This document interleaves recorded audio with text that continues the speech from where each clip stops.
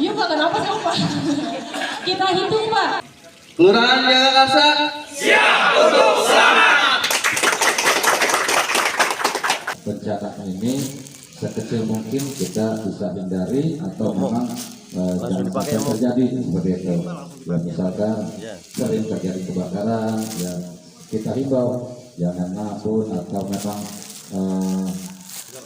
listriknya gitu ya, bukan listriknya sehingga salah, jadi instalasinya gitu ya. Nah, pada hari ini ya kami datang kemari mau membagi pengalaman tentang kebencanaan. Ini ada Mbak Nia, nanti akan membagi ilmunya kepada Bapak semua, mentransfer ilmunya tentang kebencanaan. Juga dari TNI, biasanya adanya respon time. Apa itu respon time? Seandainya terjadi bencana, kita nggak perlu lagi memerlukan petugas yang lainnya. Ada kita yang mampu, kita bantu orang di situ. Itu maksudnya. Jadi kalau misalnya ada bencana, ada ayah di sini, kita nggak tahu ya, mungkin kita dalam perjalanan ada yang jatuh, tangannya patah atau bagaimana, nah kita bantu. Kita nggak perlu panggil 112, aku panggil Pak Lurah, enggak. Itu maksudnya seperti itu. Nah kalau ada misalnya banjir yang luar biasa, apa yang kita lakukan? Nah kita ada punya kemampuan, yuk apa yang kita berikan ini untuk masyarakat.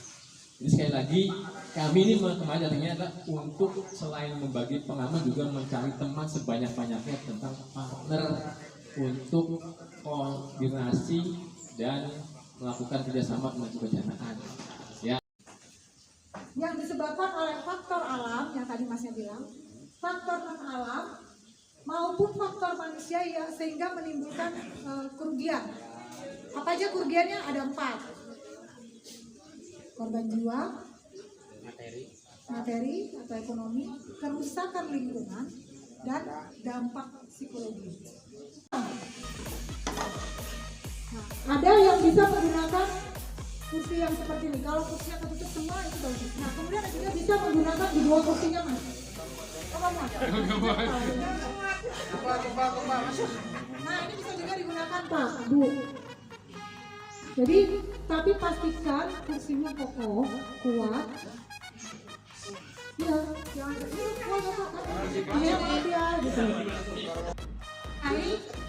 Ini dilakukan, tetap megangnya harus megang meja. Kenapa?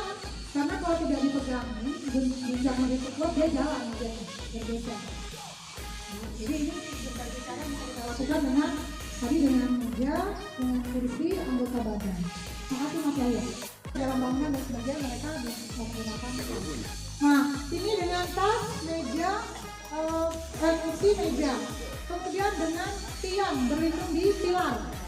Nah, kalau di pilar, Bapak Ibu harus pastikan di pilar atau di tiang, pastikan tidak ada hal-hal yang menimbulkan bahaya.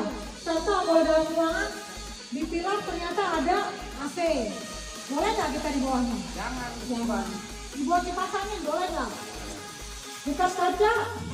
Jangan. Nah, jadi kalau misalnya contoh kalau di pilar, apa ya Mas? Gimana yang dipraktekkan? Ini misalnya Pak, tetap tindakan ini digunakan. Jadi melindungi kepala dan wajah, kemudian tengkuk atau batang leher. Ya, itu pada saat terjadi kami berdiri dan saat terjadi gempa. Pengetahuan yang disampaikan, keterampilan yang nanti diberikan tidak pernah kita praktekkan. Karena kalau kita praktekkan berarti kita terjadi bencana. Setelah itu sama bau ini ditutup lagi. Begitu yang sini, bikin selatan. Jadi haji. Jika di bagian dibuka bagian belakangnya. Ini pasiennya bawel banget, ini adu-adu mulu, belum ngopi. Bagian depannya. Yang kenceng aja pir, sekali pir, yang kenceng pir. Bagian belakangnya hanya diputar, lalu diikatnya di bagian kurang ke depan di bawahnya, di sini pas di jidatnya, jadi dia nggak. Ini lalu kita bikin gendongan.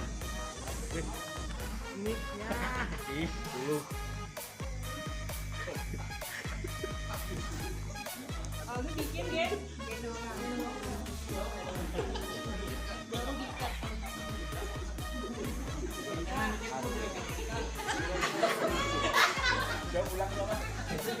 Sudah baru kita bikin gendongan. Sepanjang jalan jangan lupa diobservasi, dilihat Pak, disiram terus.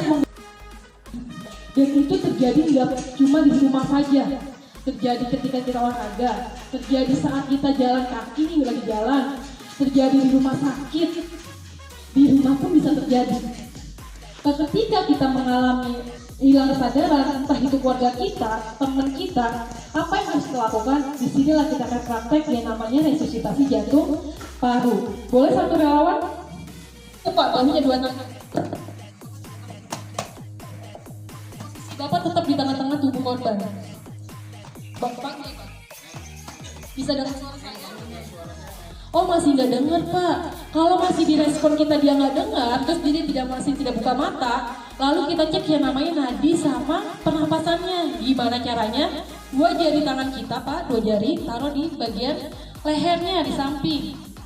Lalu telapak tangan satunya taruh di jidat, telinganya ini tetap Pak, ini taruh di lehernya samping. Telinga kita berdekatan dengan mulut dan hidung si korban. Untuk apa? Mendengarkan hembusan nafasnya. Kalau dia ada nafas, biasanya terasa di pipi kita atau di telinga kita. Iya Pak, kenapa sih Pak? Kita hitung Pak, 5 sampai 6 sampai 10 detik. 1, hitung Pak, 1, 2, 3, 4, 5, 6, 7, 8, 9, 10. Ternyata bapaknya sudah ngecek nadi nafasnya tidak teraba, tidak ada tuh nadi sama nafasnya. Lalu bapak jangan lupa minta bantuan Pak, tunjuk aja Pak, bapak yang megang. Kalau nggak kenal namanya boleh Pak yang pakai topi merah Merapi Adventure. Oh boleh. Kalau gitu telepon Pak, kita. Kalau Pak tunjuk, minta tolong untuk telepon bantuan. Pak tolong minta telepon bantuan rumah sakit terdekat atau ambulan. Setelah itu bapaknya sudah minta bantuan nih, minta tolong sama orang lain, minta bantuan untuk telepon ambulan. Lalu bapak melakukan kompresi. Cara ngeceknya di mana? Boleh 1 jari, bisa ngeceknya dari sini Pak, 1 jari. 1 jangkal, 1 jangkal di bawahnya Pak.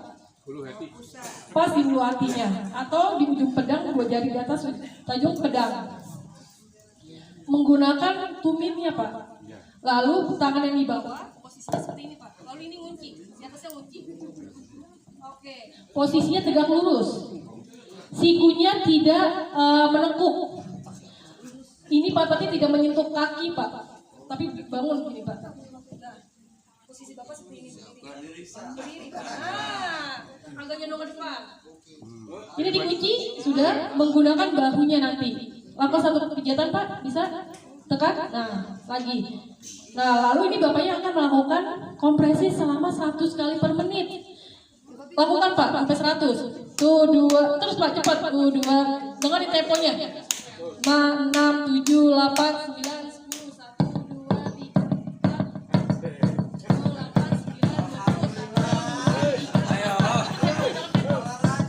10. Tidak Pak. Oh ini nggak dilihat aja. Oh tidak ada. Kalau ada boleh. Kalau misalnya ada cairan, ini kita nanti miringkan pasiennya. Lalu kita balikan lagi. Setelah itu kita cek lagi nih nadi sama nafasnya. Dicek lagi Pak nadi nafasnya tadi di mana? Posisi tangannya Pak jarinya ada di mana? Di sini Pak 2 jari. Satu lagi di tangan. Nah dengarkan. Hitung Pak. Itu sampai 10 detik Pak, belum hitung. 3, 4, 5, 6, 7, 8, 9, 10. Nadinya teraba. Anggap nadinya sudah teraba, tapi nafasnya tidak ada. Bisa terjadi? Bisa. Tapi kalau nafasnya nggak ada, nafasnya ada, nadinya nggak ada, terjadi nggak? Ada. Nggak bisa.